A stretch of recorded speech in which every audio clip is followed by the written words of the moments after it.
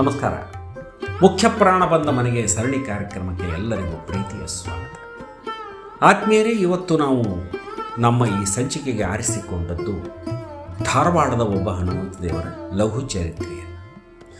ವಿಶೇಷತೆಯಿಂದ ಕೂಡಿದಂಥ ದೇವಸ್ಥಾನ ಇದು. ಯಾವುದಪ್ಪ ಅಂತಂದ್ರೆ ಧಾರವಾಡದ ಕಾಮನಕಟ್ಟೆ ಹತ್ತಿರ ಇರುವಂಥ ಹನುಮಂತ ದೇವರ ಗುಡಿ, ಓಣಿ ದೇವಸ್ಥಾನ.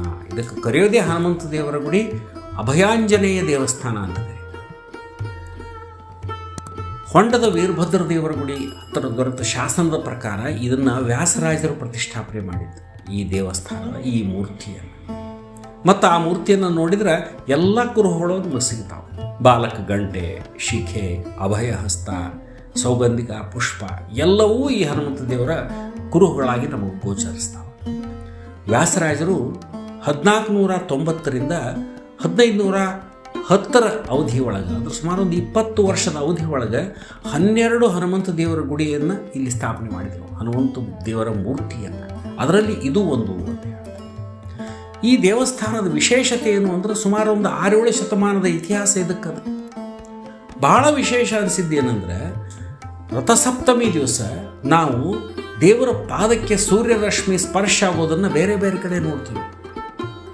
ಅಂದ್ರೆ ಹಂಪಿಯ ವಿರೂಪಾಕ್ಷ ದೇವರ ದೇವಸ್ಥಾನ ಆಗಿರ್ಬೋದು, ಅಯೋಧ್ಯೆ ರಾಮ ಮಂದಿರ ಆಗಿರಬಹುದು, ಆಮೇಲೆ ಬೆಂಗಳೂರಿನ ಗವಿಗಂಗಾಧರೇಶ್ವರ ಸ್ವಾಮಿ ದೇವಸ್ಥಾನ ಆಗಿರ್ಬೋದು, ಅಲ್ಲಿ ಎಲ್ಲ ಈ ಒಂದು ಘಟನೆ ನಡೀತದೆ. ಅವತ್ತಿನ ದಿವಸ ನಮಗೆ ಸೂರ್ಯರಶ್ಮಿ ಸ್ಪರ್ಶ ಆಗೋದನ್ನು ನಾವು ನೋಡ್ತೀವಿ. ಅದೇ ರೀತಿ ಈ ಹನುಮಂತ ದೇವರ ಪಾದಕ್ಕೂ ಸೂರ್ಯರಶ್ಮಿಯ ಸ್ಪರ್ಶ ಆಗ್ತದೆ ಅಂತ ಹೇಳ್ತಾರೆ. ಅದರಲ್ಲೊಂದು ವಿಡಿಯೋ ಕೂಡ ನಮಗೆ ಸಿಕ್ಕದು. ಹೀಗಾಗಿ ಬಹಳ ವಿಶೇಷ ಅನಿಸುವಂಥ ಒಂದು ದೇವಸ್ಥಾನ ಇದು. ಮತ್ತು ಇನ್ನೊಂದು ಏನಪ್ಪ ಅಂತಂದ್ರೆ, ಈ ದೇವರ ಎದುರಿಗೆ ಒಂದು ಸಣ್ಣ ಪೊಟ್ರೆ ಅದ, ಸಣ್ಣ ಕಿಂಡಿ ಅಂತಾರಲ್ಲ, ಅದು ಭಾಳ ನೋಡ್ಲಿಕ್ಕೆ ಭಾಳ ಸಣ್ಣದು ಕಾಣಿಸ್ತದೆ. ಆದರೆ ನಮ್ಗೆ ಮೈ ಕೈ ನೋವು ಅಂಥವು ಏನಾದ್ರು ಇದ್ದವರು ಆ ಪೊಟ್ರೆ ಒಳಗಿಂದ ಹಾಯಿಸಿ ಹೋದ್ರೆ ಅದು ಆ ನೋವು ಮಾಯ ಆಗ್ತದೆ, ಕಡಿಮೆ ಆಗ್ತದೆ ಅಂತ ಹೇಳ್ತಾರೆ. ನೋಡಿದರೆ ಅನ್ನಿಸ್ತದೆ ಇದರೊಳಗೆ ನಾನೇನು ಹಾಯಿಸಿ ಹೋಗ್ಬೋದು ಅಂತ. ಆದರೆ ಬೇಕಾದಂಥವ್ರು ಕೂಡ ಅದರಲ್ಲಿ ಹಾಯಿಸಿ ಹೋಗ್ತಾರೆ ಅಂತೇಳಿ ಹೇಳ್ತಾರೆ.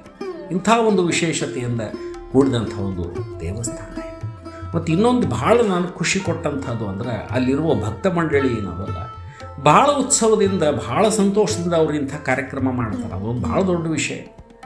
ಆ ದೇವಸ್ಥಾನದ ಗುಡಿ ಓಣಿ ಅದ, ಆ ಫಂಕ್ಷನ್ ಇದ್ದಾಗ ನಾವು ಅಲ್ಲಿ ಹೋಗಿಬಿಟ್ರೆ, ಆ ಉತ್ಸವದ ಸಮಯದಾಗ ಎಲ್ಲ ಓಣಿ ಸಿಂಗಾರ ಮಾಡಿಬಿಟ್ಟಿರ್ತಾರೆ. ಮನೆ ಮುಂದೆ ರಂಗೋಲಿ ಹಾಕಿರ್ತಾರೆ.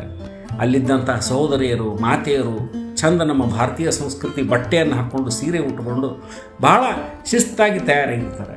ಸಣ್ಣ ಸಣ್ಣ ಹುಡುಗಿಯರು, ಯುವಕರು, ಎಲ್ಲ ಹಿರಿಯರು ಭಾಳ ಸಂತೋಷದಿಂದ ಅಲ್ಲಿ ಪಾಲ್ಗೊಳ್ತಾರೆ. ಅದು ಒಂದು ಭಾಳ ಖುಷಿ ಕೊಟ್ಟಂಥ ವಿಚಾರ. ಯಾವುದೋ ಒಂದು ಗ್ರಾಮೀಣ ಭಾಗದೊಳಗೆ ಒಂದು ಜಾತ್ರೆ ಉತ್ಸವ ನೋಡಿದ ಒಂದು ಅನುಭವ ಆಗ್ತದೆ ನಮಗೆ. ಧಾರವಾಡದ ಮಧ್ಯದೊಳಗೆ ಇರುವಂಥ ಒಂದು ಓಣಿ ಇದು.